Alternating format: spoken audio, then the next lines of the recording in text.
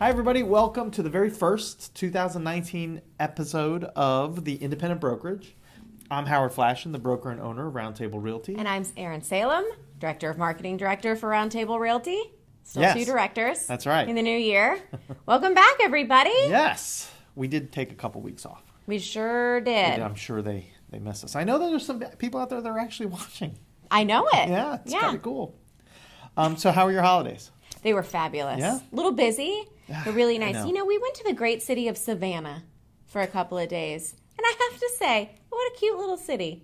Couple of days walking on the river and eating at all the good seafood restaurants. Did you take the kids with you? No, that was just an adults only couple of days, and that's why it was enjoyable. that's right. Then the rest of the time was kids and family, which was also awesome. How about you?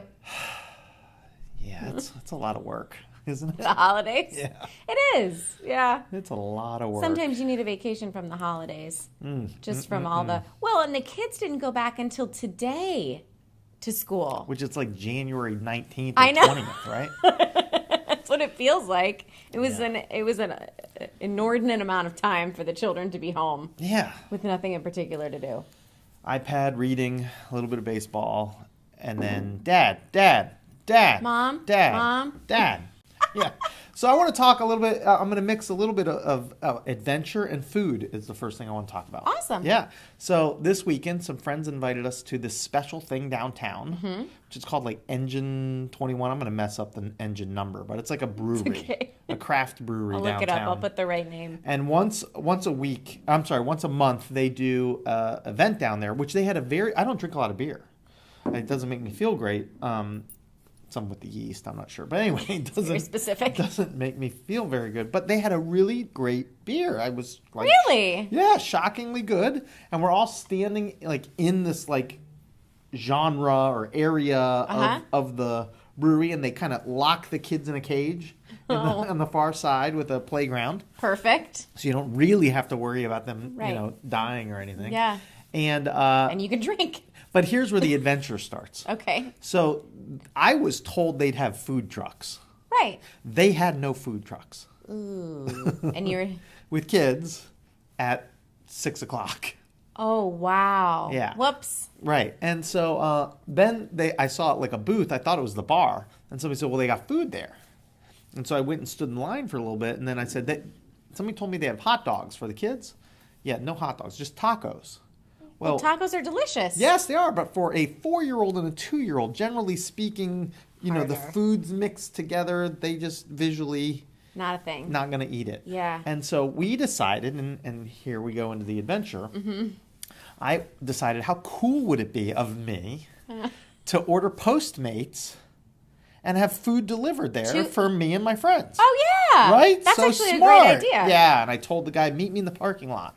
So smart. And what happened? Well, it was Saturday night, and I ordered from Carmine's, which is... Love Carmine's, right? It's going to be good. Mm-hmm. Yep. And we ordered a ton of stuff, a cornucopia of food to be delivered at Engine 47. I'll put the right number in. And it said that the due date when the food would be there would be 6:45. Okay? And you can watch on the map. Like a tracker. And you can see where the guy is. And he's at Carmine's, ready to go. And the clock keeps ticking. Now it's 6:50, then it's 7, then 7:06, 7:15. And the place, they kick you out at 8. No. Yeah, so eventually I'm like texting the guy, I'm like, are they loading? And he's like, oh, they're so busy. They're so busy that we just can't. How about this? Come to find out at 7:30, when he hasn't left Carmine's, I call the guy and go, we got a problem. Okay? We're going to have to meet you at Carmine's. Which negates the whole purpose of having food delivered from Carmine's. We're going to load up the kids and the friends, and we're going to meet you at Carmine's. You just stay there, man. When we get to Carmine's, you can deliver to me. Yeah, you'll deliver to me in the parking lot. Okay? While I'm talking to the guy, he lets this little nugget slip out of his mouth. Oh. He says, well, when I got here before, they were so busy, the line was out the door and they said 45 minutes. And I had bleep to do. He said that? I got bleep to do. So he said he left. He left. And he was on his way back. Wow.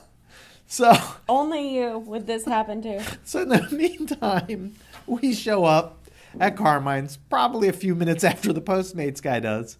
Meets us in the parking lot and says, man, this is really confusing. I don't even know how to do this. I'm like, well, just give me the food. Now here, in Carmine's defense, because the manager, I don't know if he's the owner or the manager, comes out and he's like a little confused. And he's like, look, he's like, I'm really disappointed that the food has been sitting here so long. And this is not the way we want you to enjoy our food. And so we don't have any place in the restaurant for you to sit. And mind you, it was packed. Yeah. I said, can we sit on the patio and just eat on the patio? Yeah. He said, okay. Can we sit on the ground outside? It was anywhere? either that or my friend's bed of his truck. Yeah. So we sat on the patio. They took care of us. The food was fine. Thanks, Carmine. But thank you, Carmines, for doing that for us and making what was a debacle. Yeah. Postmates. Yeah. So Postmates is a meal delivery service Yes. that delivers from Restaurants. many different restaurants. You can pick from there. Now, I tend to use Bite Squad or Grubhub. And there's also Uber Eats, I think. Uber there's Eats a bunch now. of them. Yeah, there's a I lot. assume that at some point they're going to have to buy each other out. Probably, and there'll this be many. one giant conglomerate Right. delivery service. Something like that. Yeah. But this particular guy, I think his name was Torrance. There it is. Torrance, he had Got stuff called to out do. on the Independent Brokerage, Torrance. Torrance had stuff to do over in downtown Jacksonville on Saturday night. He had wasn't stuff to do. He wasn't waiting at You Carmine's. couldn't sit around and wait for your food. That's amazing. Well, but the beer was good. The beer was good. And what a fun event yeah. to bring your family to. And I ran into your best friend there. That's Sarah. right. He sent me a picture of him and my best friend Yep, there together yep, yep. at the same time. Which So is the pretty cool people were hanging out at Engine 71. Well, now I know. I have to get out there with my kids next time. Yeah, once a month. Once a month. Yeah. All right. What else? And they actually had art there too, like an art project. Yeah, it was kind of cool. So we're going to talk a little bit about how very little inventory is left or available for people looking to buy homes under about $250,000 in North Florida. Oh yeah. Okay. And that's the hot price point, right? yeah, I actually was on the news a few days ago talking about this, right? Yeah, yeah. And there's just not a lot of inventory under $250,000. And what's happening is people are starting to look outside of Duval County for alternatives to purchasing houses. But here's where things get interesting Okay. and controversial. Okay. Because of the lack of inventory for people under 250,000, and then gradually going, goes up from there. It's not like 250, it just stops, but it graduates. People start to turn to new construction, and they turn to new construction in droves. Okay. And Now, did they do that because it's closer to their price point, or because they figure if I'm going to be spending that much, I want it to be brand new? so it is not closer to their price point. Okay. People, generally speaking, are paying more for new construction than they would in the resale market. Okay. But again, just like you mentioned, because you're able to pick your lot, pick your plan, pick your colors, potentially get builder incentives They see and the builder value. warranties, there's a value greater attached value for to them. buying new. Okay. But here's the problem. Builders across all of North Florida, industry-wide, are bursting at the seams trying to get better subcontractors, Yeah. better people working. Huge problem. Huge problem. And so the quality of the homes that people are being asked to close on many times are not ready to close. Ooh. Right. So two things. One is you need to have a realtor with you that is experienced in new construction. Yeah, and a lot of people don't know that. Absolutely. That you should absolutely have a realtor. And I didn't know that until I started working here, and we started talking about it with some of our agents, making videos about why you do need a realtor. I'll give you for new an construction. example. Jen Caspol and Julia, two great agents that Fabulous work here. agents. Mhm. They were helping someone buy a home from a builder that's going to remain nameless. Okay. And they knew that we were getting to a bad spot. We had a closing date, and the home was not ready. Yeah. And they asked me to come, and of course, being the broker that I think people should have at their brokerage, I went to the walkthrough, and the home wasn't ready. And we laid out a list of things that they need to get done. Now, the buyers have to close because they've got to get out of an apartment or whatever their situation is. So they have to close, and they basically close on the home with a promise. Okay, in writing, Yeah. but a promise that the builder is going to do X, Y, and Z. Yes. But the problem is these builders, pretty much all of them, are making promises and they're stacking up because it's house 1 over here, house 2, house 3, house 4, and the next keep thing up. you know, and they're trying to build the new homes. Right. They just can't keep up. Can't keep up. So you really have to be very careful. You have to be patient. You have to be able to identify things that are not perfect, let's call them, during construction so that they don't all bottleneck at the end. Right. And you have to have a realtor with you that can identify these things and leverage the volume of sales that real estate brokerages can bring to those builders to say, look, you got to do this stuff. You got to do it right and get it in I writing. need to take care of my people. That's right. And we have a number of agents just in the month of December who have expressed concern, frustration over closing dates being pushed back because new construction wasn't ready. And I can't imagine being a buyer in that situation without an advocate on my side saying, I'm going to bat for you right now to make sure that, when you do finally get into this house, with the, you have this expectation that you're going to get in by such and such a date, and you've got stuff in storage, and you're in an apartment, and you're this and you're that, and I'm gonna leverage what I know to at least make you whole, to at least keep you even. If you're doing it by yourself, I many times have to have conversations with buyers, and I think in this scenario, I had this conversation with the buyer. I said, look, you're going to have to pick what frustration you're most comfortable with.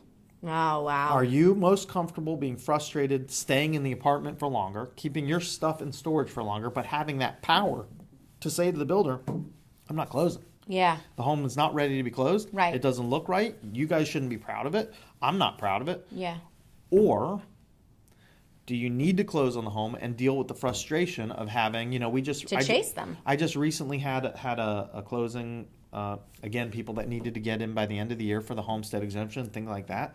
And one of the home builders in town has to deliver a shower enclosure. They closed without the shower enclosure on the shower. Wow. And the superintendent couldn't, it was supposed to be delivered on Friday.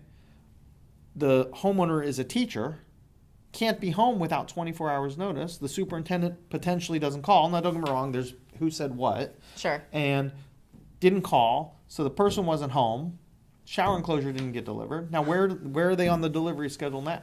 I don't know. No clue. So yeah, it's a very frustrating process right now. I highly encourage everyone out there to understand that you really need a realtor advocate on your side. absolutely. I mean, at this point, it doesn't matter if it's a roundtable agent, although I would love it to be so, and we do They're the require. best. Well, and we require roundtable agents to go to all walkthroughs. They Yes. have to. I don't know if other brokerages do. I don't know. Maybe they do. But that's maybe when they you don't. catch these little issues along the way so that they don't build up into a punch list at the very end that is then wrapped up into a bunch of other punch lists that the contractor's Absolutely. already dealing with. And I have roundtable agents that are going weekly. They've just gotten to the point where it's so frustrating that they go weekly and Wow. take pictures of these houses. To make sure. But it's really, really important that people know that having a realtor on your side is absolutely free. Okay? That's right. Most of these builders have built commissions into their marketing budget for the year, and they need a certain percentage of their sales to have realtor cooperation on it. That's how they can judge whether or not their marketing is working. right. If they have no realtors, So it actually behooves them. right? If they have no realtors on any deals, then they go, whoa, something's wrong with our marketing, because they know that with 10,000 realtors in North Florida, you have a real opportunity to make your marketing go further. Sure. So it's really, really important that people have an advocate on their side. And, as you get further down the line, you just want to make sure you've been tracking everything in writing to make sure that when you get down to the end, that it's not the first time they're hearing something that you brought up. Exactly. And keep the site agent involved and keep your realtor involved. Sometimes conversations occur between the client or the homeowner and the superintendent. That cannot happen. Yeah. It has to be tracked between the site agent and the realtor, because things get said, oh, yeah, I can do that for you. Yeah. And with good intention. Oh, yeah, I can do that for you. Absolutely. And then the subcontractor that was supposed to do it lets him down, says, no, we couldn't have done that. It's not in writing. Right. And now it's just a whole hullabaloo. It sure is. Yeah. So there you go. There's my rant. That's an excellent rant. Thank you. And only mildly controversial, I'd say. Really? Yeah. Huh. Yeah. You'll do better next time. All right. Well, I'll try and be more controversial next time. Perfect. All right. Well, thanks for tuning in. Feel free to share this video. Subscribe to our YouTube channel. That's right. Absolutely. And tune in next week when we will do something more controversial. Sounds good. We'll see you soon.